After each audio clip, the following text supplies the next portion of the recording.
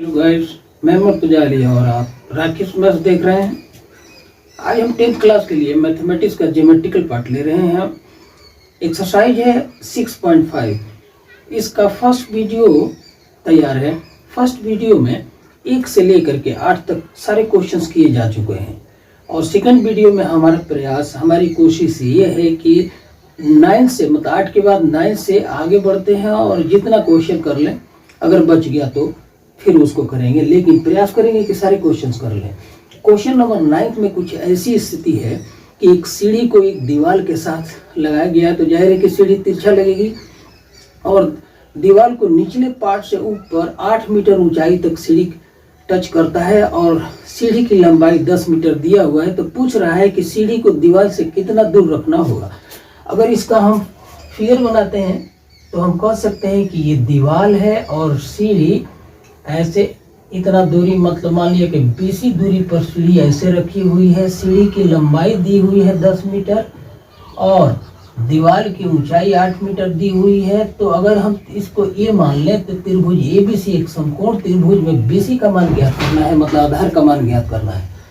तो जैसा कि रिलेशन आप जानते हैं, AC स्क्वायर बराबर लिखा जा सकता है BC स्क्वायर, मतलब 8 स्क्वायर प्लस AB स्क्वायर मतलब 8 स्क्वायर प्लस BC स्क्वायर, मतलब जिसका मान निकालना है आधार का मान।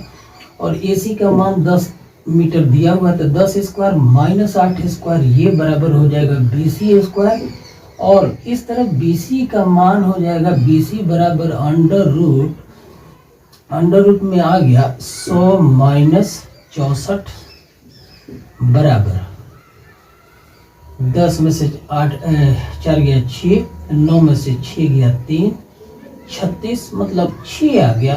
तो सीढ़ी को दीवार से 6 मीटर दूर रखना होगा। हमारा कैलकुलेशन कंप्लीट हुआ। बिल्कुल इसी तरह से क्वेश्चन नंबर 10 है, जिसमें एक तार किसी पोल से बांधा गया और तिरछा जमीन पर कहीं खूंटे में जाकर के बांधना है। सवाल में ये वजाहत किया है कि भाई तार को खींचना है ताकि तना रहे। तो जमीन से कितनी दूरी पर तार लगाना होगा। 18 मीटर ऊंचाई पोल को बांधा गया और तार की लंबाई दिया हुआ है 24 मीटर। तो जमीन से मतलब पोल से कितना दूर जमीन पर तार खूंटे में बांधा जाएगा, ये दूरी निकालनी है। तो बिल्कुल 9th क्वेश्चन की तरह उसको किया जा सकता है। अब हम क्वेश्चन नंबर 11 की बात करेंगे। 11th क्वेश्चन में ऐसा क्वेश्चन है कि दो जहाज एक ही साथ किसी एयरपोर्ट से उड़ते हैं, दोनों की गति अलग अलग है। एक उत्तर की दिशा में जा रहा है और दूसरा पश्चिम की दिशा में। तो उत्तर और पश्चिम दिशा में 90 अंश का कोण बन गया। जो उत्तर की तरफ जा रहा है उसकी गति दिया है 1000 किलोमीटर पर आवर है और दूसरा जो पश्चिम की तरफ जा रहा है उसकी गति है 1200 किलोमीटर पर आवर। ये गति का मान दिया हुआ है। तो ऐसा बताना है कि 1.5 घंटा बाद दोनों जहाजों के बीच की दूरी क्या होगी। तो जो फिगर बना बिल्कुल हमारा समकोण त्रिभुज बन गया। अब हमें उत्तर की दिशा में कितना दूर जहाज गया और पश्चिम की दिशा में दूसरा जहाज कितना दूर गया, ये निकाल लेना है। तो हम जानते हैं कि दूरी बराबर होता है गति गुणे समय। तो 1200 को समय से गुणा करेंगे, समय है 3/2 घंटा, ये हो जाएगा 1800 किलोमीटर। और दूसरा इसको अगर हम 3/2 से गुणा करते हैं, मतलब समय को गति से गुणा करते हैं, तो मान आ जाएगा 1500 किलोमीटर। अब हमें इस त्रिभुज में कर्ण का मान AC मान लेते हैं, AC और ये B। तो AC का मान निकालना है। तो AC के लिए लिखा जा सकता है बराबर अंडर रूट लंब का वर्ग हो जाएगा 1500 का वर्ग जमा 1800 वर्ग 1800 का वर्ग बराबर अंडर रूट ये हुआ 225 पर 4 जीरोस और दूसरा पार्ट हो गया 324 पर 4 जीरोस। और इसको अगर सिंप्लीफाई करें आप तो मान आ गया 300 अंडर रूट 61 किलोमीटर, जिसे आप फर्दर कैलकुलेट कर सकते हैं या इसको अंडर रूट में छोड़ सकते हैं। अब ये क्वेश्चन नंबर हमारा 11 था। क्वेश्चन नंबर 12 ये है कि दो पोल्स हैं दोनों की ऊंचाई दिया हुआ है, एक पोल की ऊंचाई 6 मीटर, दूसरे पोल की ऊंचाई 11 मीटर और दोनों पोल एक दूसरे से 12 मीटर की दूरी पर स्थित हैं। तो उनके शीर्षों के बीच की दूरी ज्ञात करनी है। फिगर ऐसे कुछ बनती है। स्थिति ऐसे है कि एक 6 मीटर पोल है, दूसरा 11 मीटर ऊंचा है और दोनों एक दूसरे से 12 मीटर दूरी पर रखे गए हैं। तो ये 12 मीटर दूरी हो गई, ये 6 मीटर और दूसरे पोल की ऊंचाई 11 मीटर है। अगर इनके शीर्षों को ज्वाइन कर दें जो हमें निकालनी है और यहाँ से इसको मिला दें तो ये दूरी 12 मीटर है, तो ये दूरी भी 12 मीटर हो गई। और 11 में से अगर 6 मतलब यहाँ से यहाँ तक की लंबाई 6 होगी तो 11 से 6 माइनस कर दे तो ये 5 मीटर हो गया। मतलब अगर हम कह लें कि त्रिभुज है ABC तो AB का मान 5, BC का मान 12 मीटर, AC का मान निकालना है। तो हम कह सकते हैं कि AC बराबर अंडर रूट 12 का स्क्वायर प्लस 5 का स्क्वायर बराबर ये हो गया अंडर रूट 169 और 169 का वर्गमूल हो गया 13। मतलब लास्ट में कहना होगा कि दोनों पोल्स के शीर्षों के बीच की दूरी 13 मीटर होगी। अगला क्वेश्चन अब ले लेते हैं। क्वेश्चन नंबर 13, क्वेश्चन नंबर शायद 12 होगा। इस क्वेश्चन को अगर किया जाए तो क्वेश्चन में ऐसे दिया हुआ है, एक त्रिभुज है ABC जो C कोण पर समकोण है। ऐसे एक त्रिभुज है, ये ABC है, C पर समकोण है तो हम C यहाँ लिख लेते हैं और CA पर एक बिंदु D है और BC भुजा पर एक बिंदु E है। तो हमें सिद्ध करना है कि AB स्क्वायर सिद्ध करना है कि AE square plus BD square बराबर होना चाहिए AB square plus DE square. आइए इसके लिए, इसको सिद्ध करने के लिए हम B और D को ज्वाइन कर देते हैं तथा A और E को ज्वाइन कर देते हैं। इस तरह से हमारे सामने कई समकोण त्रिभुज हो गए। सबसे पहले समकोण त्रिभुज लेते हैं ACE।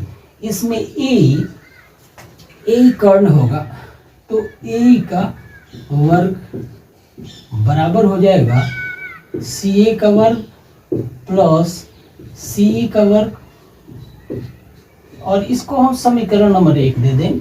अब दूसरे समकोण त्रिभुज BCD में BD कर्ण है तो BD का वर्ग बराबर हो जाएगा CD का वर्ग प्लस BC का वर्ग।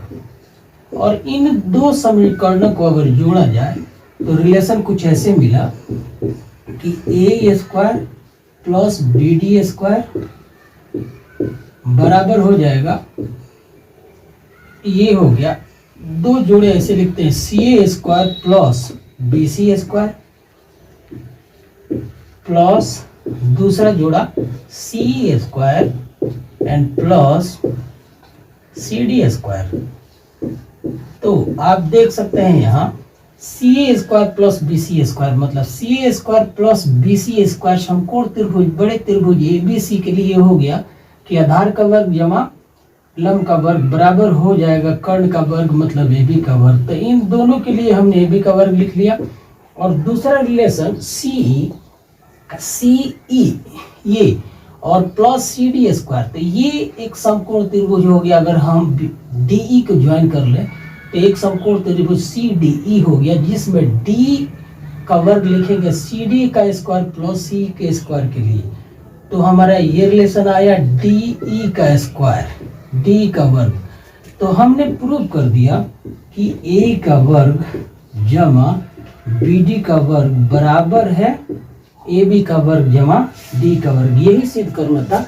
अगले क्वेश्चन को ले लेते हैं। अगले क्वेश्चन में एक त्रिभुज है जिसमें A शीर्ष से BC पर एक लंब डाला गया है इस तरह से कि अभी हम इसको बनाते हैं। एक चित्र बना करके इसको दर्शाते हैं और एक्सप्लेन करने की कोशिश करते हैं, और उसके बाद रिलेशन को डिराइव किया जाएगा। त्रिभुज कुछ ऐसे है, ए बी सी एक त्रिभुज है। आप ऐसे एक त्रिभुज ले लें जिसमें ये शीर्ष हो गया A B and C, A B and C ले लेते हैं, और ए से बी सी पर एक लंब डाला गया है डी, और इस तरह से कि डी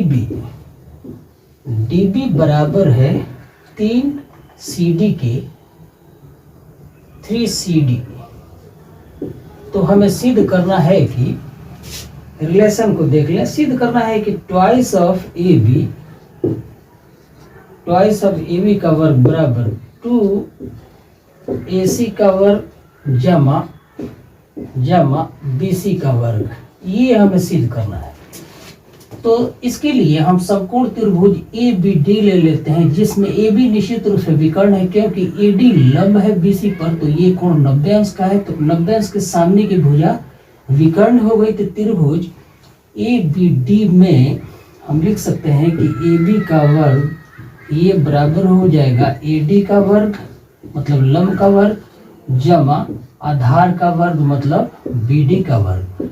अब AD का वर्ग, अब अगर हम त्रिभुज ले लें ADC, ये त्रिभुज, तो इसमें AD लंब है, AC विकर्ण होगा और CD आधार होगा। तो AD के लिए हम रिलेशन लिख सकते हैं कि विकर्ण AC का वर्ग माइनस आधार CD का वर्ग, एंड BD के लिए हम लिख सकते हैं 3 CD, ये दिया हुआ है।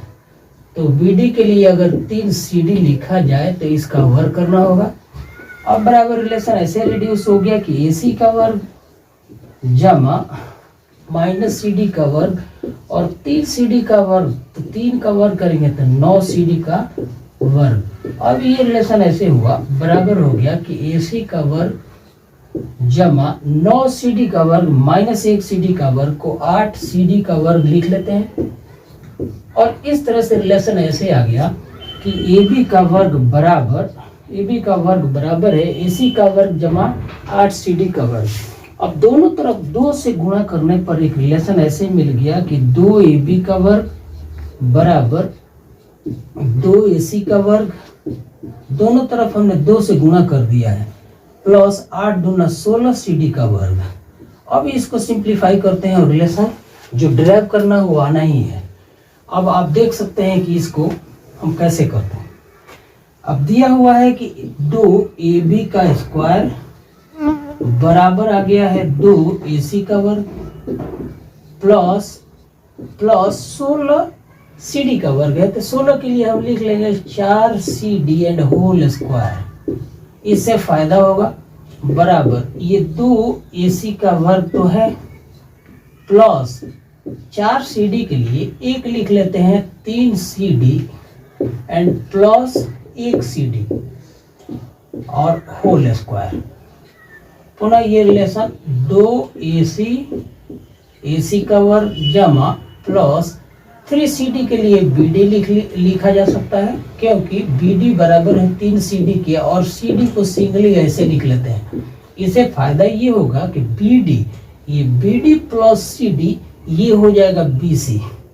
इस तरह लास्ट में ये 2AC square plus BD plus CD ये हो गया BC स्क्वायर। जो हमें प्रूव करना था वो रिलेशन इस तरह से आ गया कि 2AB स्क्वायर बराबर 2AC square plus BC square, यही सिद्ध करना था। और इसके बाद जो क्वेश्चन नंबर, ये दोनों क्वेश्चन बहुत इंपॉर्टेंट है। ये क्वेश्चन नंबर था 14 और दूसरा है 15। और 15 में त्रिभुज है, 15 में त्रिभुज है समबाहु त्रिभुज, मतलब ऐसा त्रिभुज जिसकी तीनों भुजाएं बराबर होती हैं। तो समबाहु त्रिभुज में एक शीर्ष है, दो सामने की भुजा पर एक लंब एक बिंदु लिया गया है D, इस तरह से कि ऐसे एक त्रिभुज है।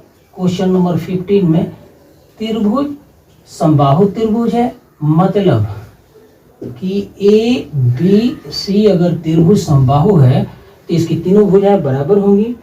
और इसमें दिया है कि BC पर D एक ऐसा बिंदु है इस तरह से कि BD बराबर है 1/3 BC, 1/3 BC, ये रिलेशन दिया हुआ है।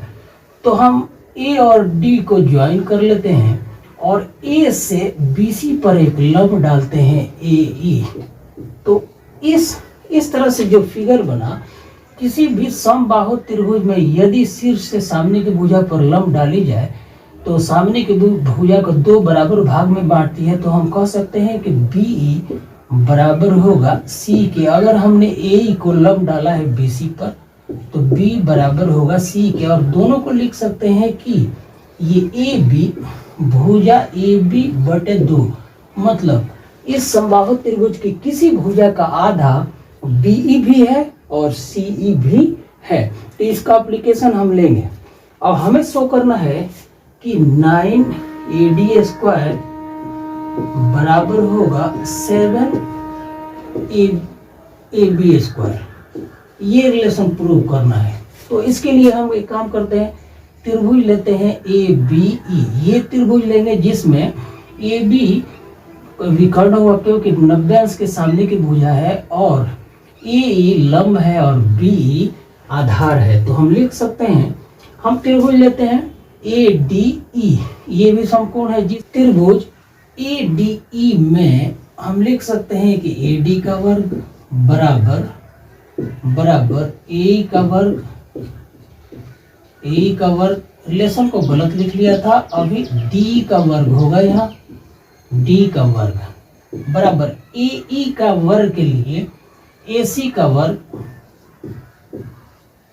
का वर्ग माइनस CE का वर्ग और प्लस है DE। तो DE के बदले लिखते हैं BE minus BD plus BE minus BD।